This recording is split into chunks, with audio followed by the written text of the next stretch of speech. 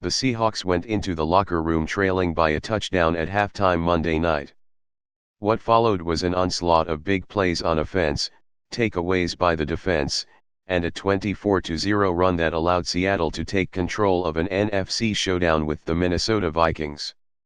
The Seahawks appeared to be in danger of losing control after building that big lead, but they held on for a 37-30 victory that improved their record to 10-2, and combined with the 49-ERS loss to Baltimore Sunday, moved them into first place in the NFC West. Here are 6 rapid reactions to the Seahawks' 5th straight win. 1. The defense came through with big plays again. Following back-to-back impressive performances in wins over the 49ers and Eagles, the Seahawks defense didn't exactly get off to a great start. Thanks in large part to a few missed tackles, the Vikings quickly marched 83 yards on just 6 plays for a touchdown on their opening possession to take a 7-0 lead.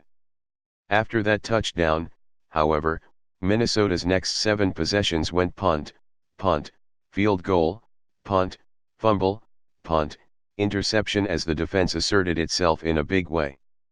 Among those coming up big were Rasheem Green, who forced his second turnover in as many weeks, ripping a ball loose from running back Dalvin Cook that Bradley McDougald recovered, and Trey Flowers, who made a very impressive play to break up a pass, then come down with an interception. Those 2 takeaways led to 10 Seahawks points as part of their 24-0 run in the third quarter and early fourth quarter. The Vikings did respond with 2 touchdown drives, one of which was the result of a blown coverage, so it was hardly a perfect finish for Seattle's defense, but the Seahawks did get a big 4th down stop on an Akeem King pass breakup to help secure the win. 2. Big mistakes made the game closer than it should have been.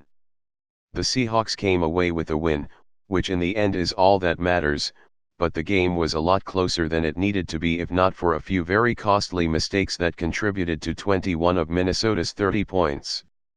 First, the Vikings got a touchdown on one of the stranger pick sixes you'll ever see.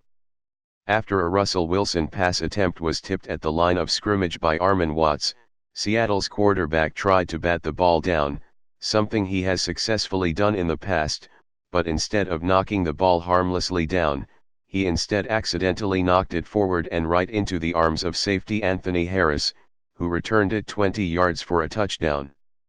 In the second half, when the Seahawks appeared to be in control of the game, the Vikings struck back quickly to cut into a 17-point lead when a coverage bust left Minnesota receiver Laquan Treadwell completely uncovered for a 58-yard touchdown.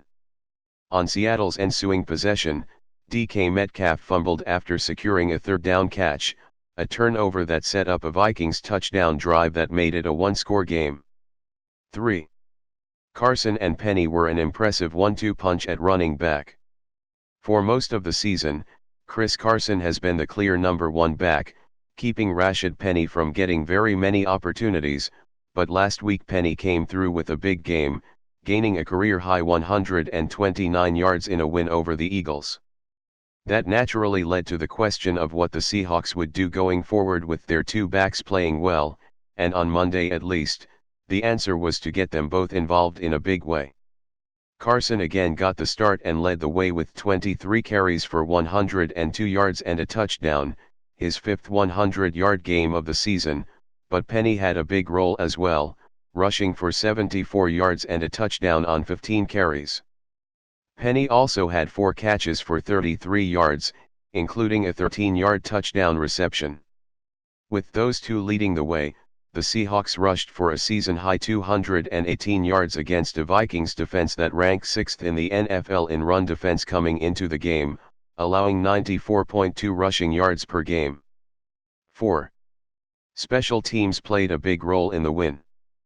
Playing against one of the NFC's top teams, the Seahawks needed to come through in all 3 phases of the game, and their play on special teams shouldn't be overlooked. The most obvious play was Malik Turner's forced fumble on the Vikings' final kick return, which was recovered by Travis Homer to keep the Vikings from having a shot at a game-tying drive, but that was hardly the only special teams moment worth mentioning. Homer also had a 29-yard run on a fake punt, and don't overlook Tyler Ott's snap there, which is at an odd angle to hit Homer as the up back. Michael Dixon also had all 3 of his punts downed inside the 20, and dating back to last week's game, 8 of his last 9 punts have been downed inside the 20. Jason Myers, meanwhile, was 3 for 3 on field goals and 4 for 4 on extra points. 5. KJ Wright hit some notable milestones.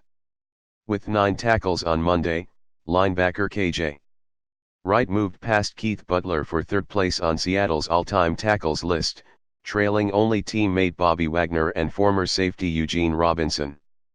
Wright also now has 104 tackles this season, marking the 6th time in the past 7 seasons he has gone over 100 tackles.